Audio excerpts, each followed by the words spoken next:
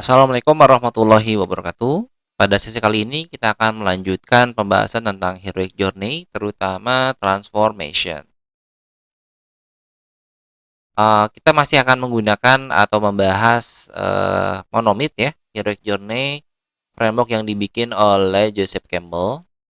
Dan kita defaultnya adalah Joseph Campbell itu membuat 17 stage framework, tapi kita akan menggunakan yang 12 supaya lebih mudah ya. Di sesi kali ini kita akan fokus kepada unification atau transformation.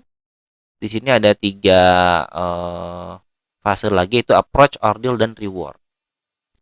Untuk approach ini adalah fase uh, penceritaan ketika si karakter itu sedang menyusun rencana untuk menyelesaikan konflik utama. Ini biasanya dimulai setelah ending dari fase enemy test allies and enemy ya.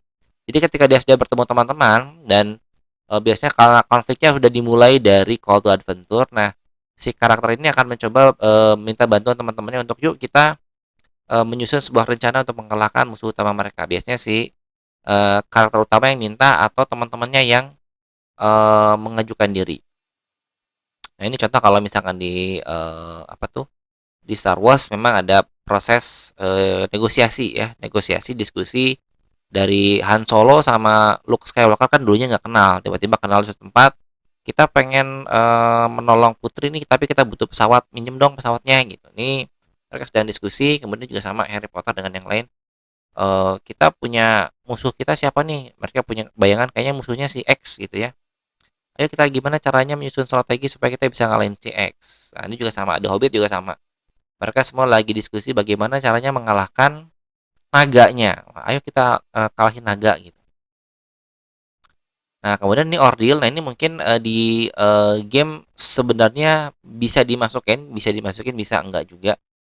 Jadi kalau di film itu biasanya fase ordeal ini selalu muncul ya karena untuk memberikan emosi kepada penonton, karena apa yang sudah direncanakan ternyata gagal gitu ya. Ini biasanya ini fase order ini kalau teman-teman ingat ini merupakan kombinasi dari klimaksnya si Freytag Pyramid. Jadi klimaksnya itu adalah kegagalan dari karakter. Karena kalau Freytag Pyramid kan jatuhnya adalah tragedi ya si cerita. Jadi ini pun sama. Order itu tragedi. Jadi ketika kita sudah nyusun rencana, kita sudah yakin akan menang gitu, ternyata pada saat dilaksanakan rencananya gagal. Kalau di Star Wars ini si Luke Skywalker pernah pada saat bertarung melawan Darth Vader kalah, tangannya hilang gitu ya, potong.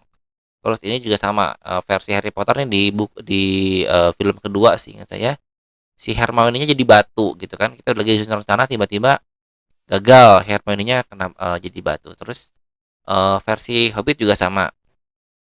Jadi ketika kita sudah berencana gitu ya, sudah berencana untuk mengalahkan sesuatu, tiba-tiba ada troll harus melawan dan akhirnya malah si kurcacinya kalah gitu kan.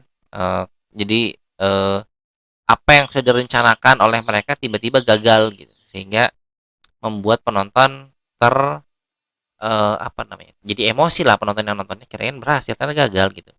Nah, kalau di dalam game ini biasanya jarang dilakukan, tapi kalaupun dilakukan biasanya memang ujung-ujungnya adalah musuhnya kabur. Nah, biasanya kalau ordil, kalau dalam game tuh biasanya gini, biasanya kalau Anda lagi berantem melawan seorang bos gitu ya, bos. Tapi yang anehnya tuh damage Anda tiba-tiba kurang gitu kan. Padahal situasinya harusnya Anda udah kuat banget nih ngelawan bos begitu, harusnya bisa menang. Tapi tiba-tiba damage Anda berkurang, kemudian si bos itu nggak mati-mati, atau misalnya udah darahnya tinggal dikit lagi tiba-tiba dia ngeregen sendiri otomatis gitu kan sampai full. Itu bikin Anda kesel kan misalnya. Nah, itu biasanya ordil dipasang di situ biasanya kalau di dalam game. Cuman ya saya nggak rekomendasi, tapi kalau ada yang mau ya boleh lah itu.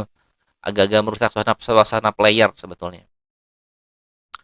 Kemudian ada reward. Nah, ini reward standar ya. Jadi reward ini mendekati ending ketika karakter berhasil mengalahkan sesuatu atau mendapatkan sesuatu, dia dapat hadiah.